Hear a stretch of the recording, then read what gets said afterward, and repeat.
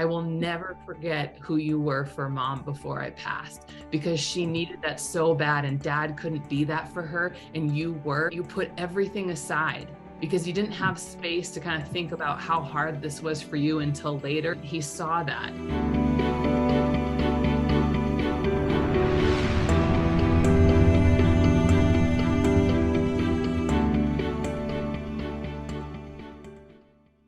I feel a really strong brother energy here. It does feel like this is a tragic passing of a man. This feels like this person may have passed before their time. It feels to me like something of the body, I almost get a reference to like MS or something like an immune type of thing or something tricky like that. Do you understand that piece? Some kind of autoimmune thing. At first, I want to say that this like came on quick, but then I want to say that this actually was something that your brother dealt with for some time. It wasn't like he got it one day and the next day he was gone, but it was so tragic because it was so hard to see him. When I want to say that I'm crippled.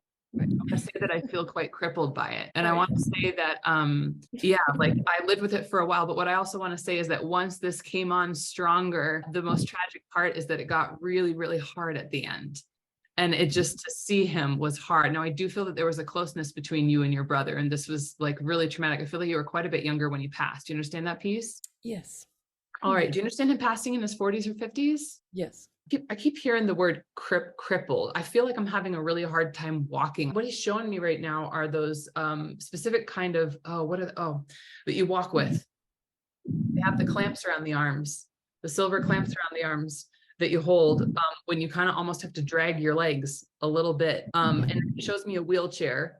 And it's interesting. I get symbol for wheelchair. That means disability, but sometimes I see the person in the wheelchair. He's showing me both. It makes me feel that before he passed, he was actually using a wheelchair. It kind of feels like he went from using like some kind of crutches, but then when that progressed and got worse, he had to go to the wheelchair. But he's also showing me this symbol. This would have been a disability for some time. Your parents really tried to do everything they could about this. Yes. I feel like beside myself right now about it. When it gets a lot harder, your mom was just really trying to keep that smiley face on that she has. You know what I'm saying? The same one you have.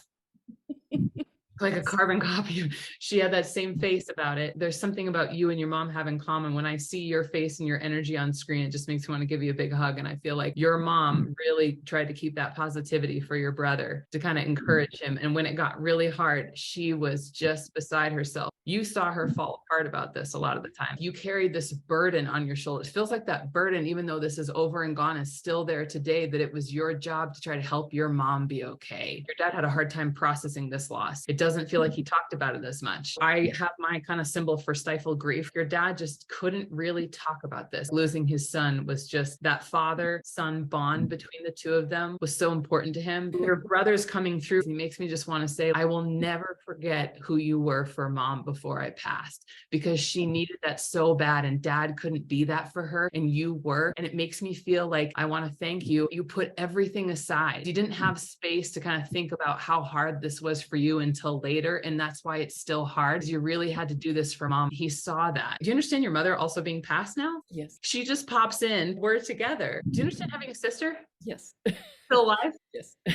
You and your sister are still there, but I want to say a lot of the family's gone, right? But you two are still there, like the immediate family. But the sister connection you have feels very special to me. I want to say, as your mother, cherish these moments while you're here. They're so important. Your mom passed down a lot of this like really joyful love to you. Keep giving that to everybody. You have no idea how much your very presence and your warmth and your kindness changes other people and makes them feel so loved and makes them be able to get through the day. Now, I've heard this before, but they're bringing it to my mind. Everyone in the world has saved at least one person's life. And your mom makes me want to tell you right now that you saved way more than one just by being the way that you are. She wants to thank you right now for how you were for her. But I also feel like I want to apologize in a way. And I know she knows what you're going to say right now is, no, you don't need to apologize. She says she does need to apologize because that wasn't your job to be her partner in grieving. It really was for you to have that time in that space. And I want to say to you right now, like whatever's still left there, you can let that go. They're in a good place. And then just love the shit out of the people who are in your life right now, because you're so good at it. It's as simple as that. They're all here and they all just are sending tons of love.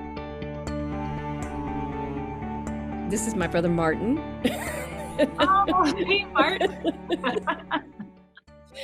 Martin was born with cerebral palsy. And we used the term crippled That's what you used back in the 60s and 70s, is crippled. And so he did walk with those crutches until he was about 9 or 10, and then he was in a wheelchair mostly. And yes, there was a tremendous amount of grief. And my mother, I had not put that together about how much my attending to my mother was because of the grief about Martin. And she did share that grief. Thank you so much, Mel. I do need to continue to let go of some of that sense of responsibility. And I miss Martin deeply.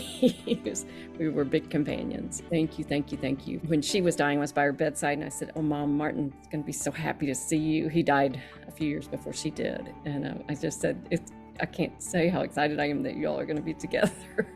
So they are.